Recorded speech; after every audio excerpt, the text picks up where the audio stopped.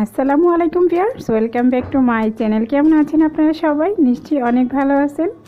আমরা আলহামদুলিল্লাহ ভালো। শীত কেমন কাটতেছে আপনাদের জানাবেন কিন্তু কমেন্ট বক্সে কমেন্ট করে।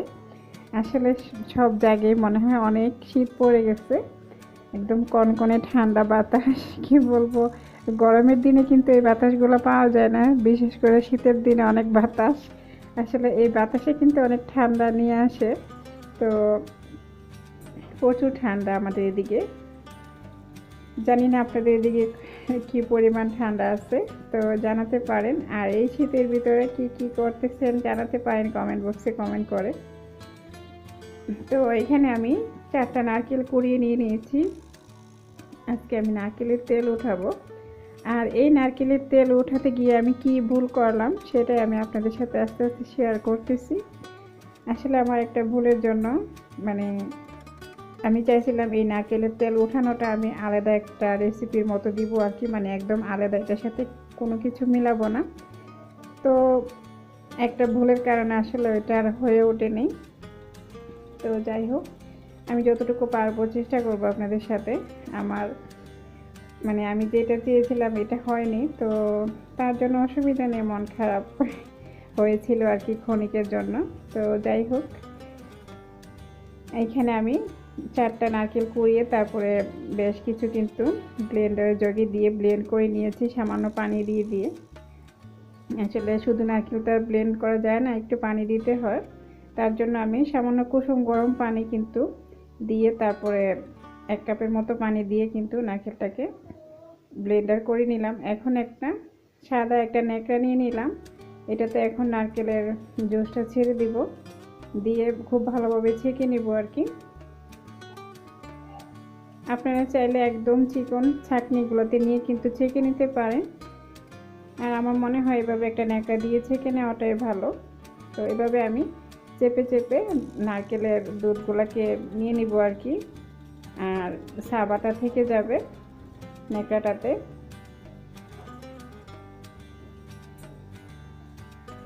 তো এইভাবে আমি 4টা নারকেলকে ব্লেন্ড করে করে এভাবে নিয়ে নিব, মানে জুসটা এভাবে নিয়ে নিব। আর নারকেলের ছাবাগুলো আমি আরেকটা ইতে রেখে দিচ্ছি আর কি।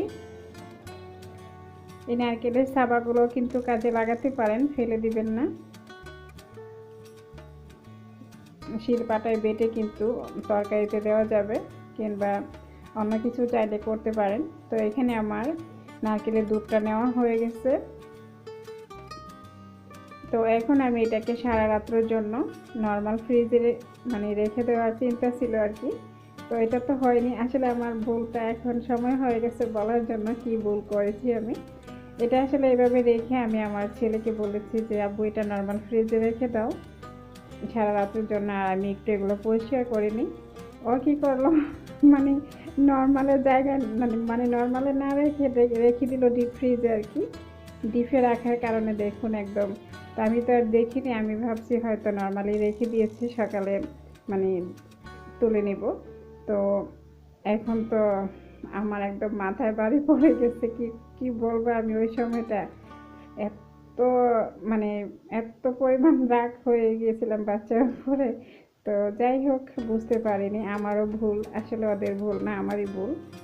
তো আমার ছেলেকে বললাম তুমি কি করলা, ও আমি তো জানি না, আমি মনে করছি তুমি আমাকে বলেছো মানে ডিপে রাখার জন্য।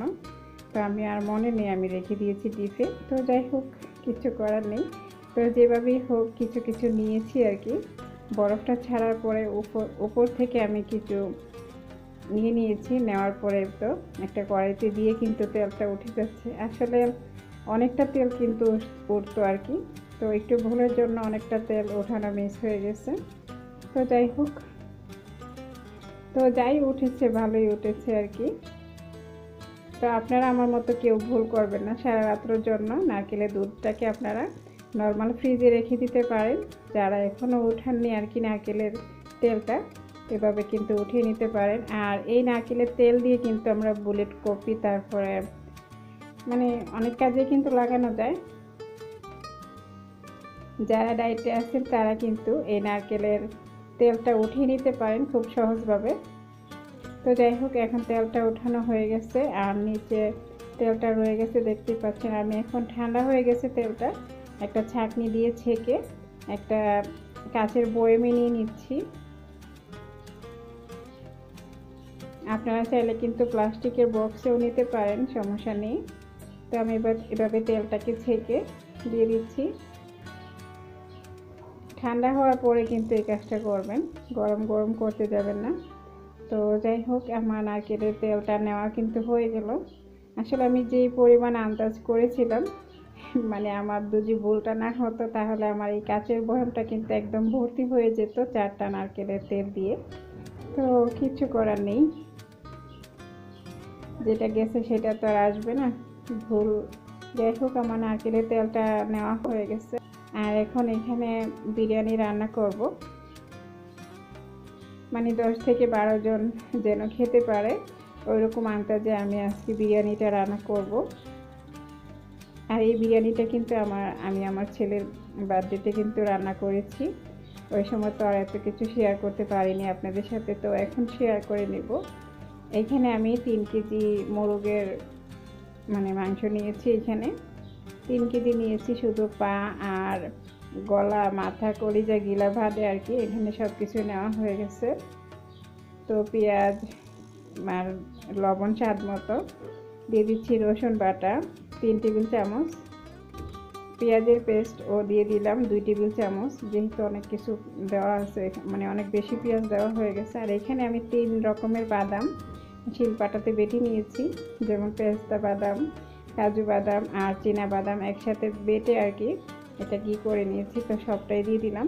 আর দিয়ে দিব আমি 3 টেবিল চামচ আদা পেস্ট। সরি, আমি কিন্তু হলুদ দিয়ে দিতে চাইছিলাম আর কি ভুলে, তো এটাকে সরিয়ে নিলাম। এখন আমি 2 টেবিল চামচের মতো মরিচের গুঁড়া দিয়ে দিলাম। যারা একটু ঝালটা কম পছন্দ করেন তাহলে আর একটু কমিয়ে দিতে পারেন। তো দিয়ে দিলাম 2 টেবিল চামচের মতো ধনিয়ার গুঁড়া, দিয়ে দিব 2 টেবিল চামচের মতো জিরা গুঁড়া, আর 2টা দিয়ে দিব বিরিয়ানি মশলা। তো আমি এখানে 2টা বিরিয়ানি মশলার প্যাকেট দিয়ে দিলাম। আসলে আমি এখানে রান্না করব মোট 2.5 কেজি পোলাও চালের বিরিয়ানি। তো 10-12 জন কিন্তু হয়ে যাবে। 2.5 কেজি চাউলের বিরিয়ানিতে কিন্তু 10-12 জন মাশাআল্লাহ খেয়ে নিতে পারবে, পেট ভরেই খেতে পারবে, সমস্যা নেই। আর বিরিয়ানিটা কিন্তু অনেকে এত বেশিও পছন্দ করে না। তো যাই হোক, এখন আমি তেল দিয়ে দিলাম 1 কাপের মতো, দিয়ে খুব ভালোভাবে আমি চিকেনটাকে একটু ম্যারিনেশন করে রেখে দিব, প্রায় আধা ঘন্টার মতো রেখে দিব। আর চালটাকে অবশ্যই আপনারা প্রায় আধা ঘন্টা আগে ভিজিয়ে রেখে দিবেন। আধা ঘন্টা আগে ভিজিয়ে পানি মানে ধুয়ে পানিটা ঝরার জন্য রেখে দিবেন। আর এখানে আমি 2 টেবিল চামচ টক দই দিয়ে দিলাম, এতে করে কিন্তু চিকেনটাকে খুব সফট করে নেবে। আর টক দইটাকে আমি আগে একটা বাটিতে নিয়ে ফেটিয়ে রেখেছি আর কি। আপনারা টক দই না দিতে চাইলে লেবুর রসও দিতে পারেন, একটা লেবুর রস দিয়ে দিতে পারেন ছোট সাইজের, আর বেশি বড় হলে অর্ধেকটা দিয়ে দিবেন। তো যাই হোক, এখন এখানে আমি আধা কেজি আলু দিব, নতুন আলুটা দিব। আসলে আমার ছেলে বলতেছে আম্মা কিছু আলু দিয়ে দিও। তো যাই হোক, এখন এই তো চিকেনটা রান্না হয়ে গেছে আর কি। বিরিয়ানির চিকেনটা খুব সুন্দরভাবে রান্না হয়ে গেছে। মাংসটাকে খুব ভালোভাবে কষিয়ে কিন্তু আমি আলুগুলো দিয়ে দিয়েছি। আর এখানে তো বিরিয়ানি রান্না করার জন্য পোলাও চালটা বসিয়ে দিব। দিয়ে দিলাম তেল আন্দাজ মতো, পেঁয়াজ, এলাচি, দারুচিনি, তেজপাতা দিয়ে এখন আমি খুব ভালোভাবে এটাকে হালকা ব্রাউন কালার করে ভেজে নিব।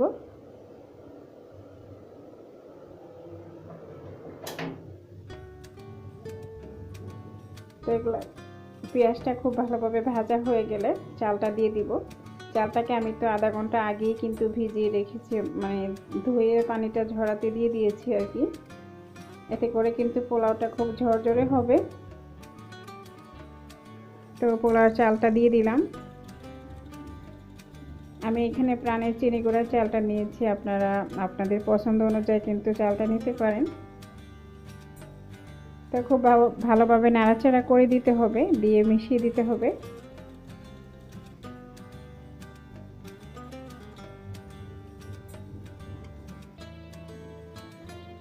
আর 2.5 কেজি চালের জন্য কিন্তু আপনি 4 কেজি পানি দিতে পারেন, মানে 4 লিটারের মতো পানি দিয়ে দিবেন। 4 লিটার পানি লাগবে, কারণ যে বিরিয়ানির জন্য আমি যে চিকেনটা রান্না করেছি সেটাতে কিন্তু যে বিরিয়ানির জন্য আমি যে চিকেনটা রান্না করেছি সেটাতে কিন্তু ঝোল নাই, মানে ঝোলটা শুকিয়ে নিয়েছি আমি, তার কারণে এখানে আপনারা 4 লিটার পানি দিয়ে দিবেন।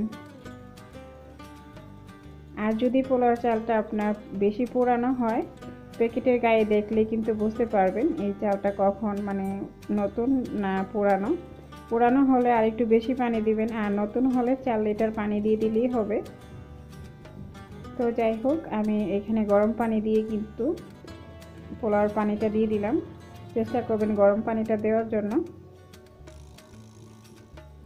গরম পানিটা দিলে আসলে খুব তাড়াতাড়ি হয়ে যায়। তো এখন আমি খুব ভালোভাবে নাড়াচাড়া করে ঢেকে দিব আর কি, বলক আসা পর্যন্ত আর কি। আর কয়েকটা কাঁচামরিচ দিয়ে দিলাম। তো অপেক্ষা করবো এটা বলক আসা পর্যন্ত। তো এই তো বলক এসে কিন্তু একদম পানিটা মানে শুকিয়ে গেছে, এত শুকায়নি আর কি। তো মানে একদম সমান সমান হয়ে গেছে আর কি। তো যাই হোক, এখন আমি একটু নাড়াচাড়া দিয়ে চিকেনটা দিয়ে দিব, যে চিকেনটা আমি রান্না করে রেখেছি। এটা চিকেনটা দিয়ে দিব, দিয়ে খুব ভালোভাবে একটু নাড়াচাড়া দিয়ে মিশিয়ে দিব।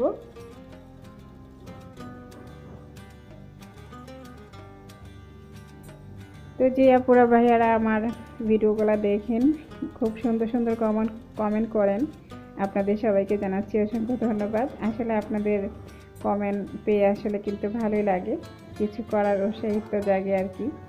তো আপনারা আমার পাশে আছেন, এটাই জেনে আমি অনেক খুশি। তো আশা করি সবসময় আপনারা আমার পাশে থাকবেন এইভাবে আমার ভাই বোন হয়ে। তো যে যেখানে বসে আপনারা আমার ভিডিওগুলো দেখেন, সবাইকে জানাচ্ছি অসংখ্য ধন্যবাদ। আর মন থেকে দোয়া আর ভালোবাসা তো সবার জন্য থাকবেই। তো আর যে আপুরা ভাইয়ারা এখন আমার চ্যানেলে নতুন, এখনও চ্যানেলটা সাবস্ক্রাইব করেননি, তো প্লিজ আমার আপুরা ভাইয়ারা আমার চ্যানেলটা সাবস্ক্রাইব করে দিন, আর পাশে থাকা বেল আইকনে ক্লিক করে দিন। তো এই তো আমি কিন্তু খুব ভালোভাবে চিকেন আর পোলাও মানে চালটাকে খুব ভালোভাবে মিশিয়ে দিলাম, দেখতেই পারলেন আপনারা। এখন আমি আবারও কিছু কাঁচামরিচ দিয়ে দিলাম উপরে, দিয়ে কিছুক্ষণ ঢেকে রান্না করার পরে এর ফাঁকে কিন্তু আমি আরেকবার নাড়াচাড়া করে দিয়ে দিয়েছি। তো চালটা কিন্তু খুব সুন্দরভাবে সিদ্ধ হয়ে গেছে। এখন আমি 2-3 টেবিল মানে চা চামচের মতো ঘি দিয়ে দিব। আসলে ঘিটা দিলে কিন্তু খুব সুন্দর একটা ফ্লেভার আসে আর কি। তো যাই হোক, আমার বিরিয়ানিটা তো রান্না হয়ে গেল, দেখতেই পারলেন আপনারা। যারা একেবারেই পারেন না তারা চাইলে কিন্তু আমাদের ভিডিওগুলো দেখে নিতে পারেন, একটু হলে আপনাদের সহযোগিতা হতে পারে আর কি। আর হাতে ধরিয়ে শেখানোর মতো কিন্তু কিছুই না, আসলে দেখেই বুঝে নিতে হবে। আর মাপটা কিন্তু আন্দাজে কিন্তু ধরে নিতে হবে, আর মাপটা তো আমরা বলেই দিই সবসময়। তো সবাই ভালো থাকবেন, সুস্থ থাকবেন। আল্লাহ হাফেজ, আসসালামু আলাইকুম।